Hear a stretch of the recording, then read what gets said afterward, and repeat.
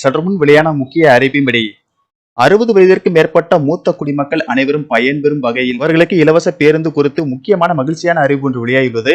இதை பத்தி விரிவாக நம்ம வீடியோல பார்க்கிறோம். வீடியோவை கடைசி வரைக்கும் ஸ்கிப் பண்ணாம பாருங்க. வீடியோக்குள்ள போறதுக்கு முன்னாடி இந்த வீடியோக்கு ஒரு லைக் பட்டனை பிரஸ் பண்ணிக்கோங்க. இப்பதான் நம்ம சேனலுக்கு ஃபர்ஸ்ட் டைம் பாத்தீங்கன்னா சப்ஸ்கிரைப் பட்டனை பிரஸ் பண்ணிக்கோங்க. வாங்க வீடியோக்குள்ள போகலாம். நாடு முழுவதும் மத்திய மாநில அரசுகள் 60 வயதிற்கு மேற்பட்ட மூத்த குடிமக்களுக்கென்று பல்வேறு வகையான நலத்திட்டங்களை செயல்படுத்தி வருகிறது.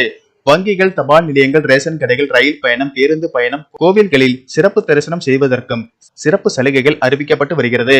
மேலும் ஓய்வூதியம் சார்ந்த திட்டங்கள் சலுகைகள் வெளியிடப்பட்டு வருகிறது. இந்த நிலையில் 60 வயது நிரம்பிய மூத்த குடிமக்களுக்கு முக்கியமான மகிழ்ச்சியான அறிவிப்பு ஒன்று வெளியாகியுள்ளது. அந்த வகையில் மூத்த குடிமக்களுக்கு இலவசமாக பேருந்து பயண திட்டம் நடைமுறைப்படுத்தப்பட்டு உள்ளது. இன்று முதல் அடுத்த 6 மாதங்களுக்கு மூத்த குடிமக்கள் பேருந்தில் இலவசமாக பயணம் செய்வதற்கான டோக்கன் வழங்கப்பட உள்ளது.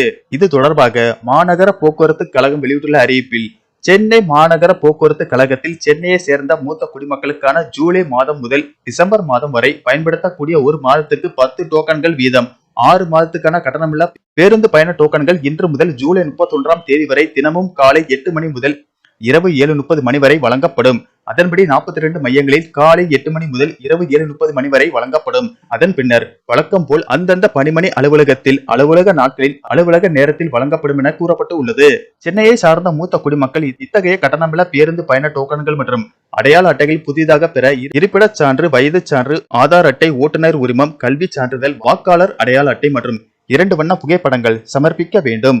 மேலும் ஏற்கனவே இத்திட்டத்தின் கீழ் வாயிலாக பயன்பெற்று தற்போது புதுப்பிக்க வரும் மூத்த குடிமக்கள் தங்களது அடையாள அட்டையுடன் தங்களின் தற்போதைய பாஸ்போர்ட் சைஸ் அளவிலான ஒரு புகைப்படம் சமர்ப்பிக்க வேண்டும் என்று தெரிவிக்கப்பட்டு உள்ளது.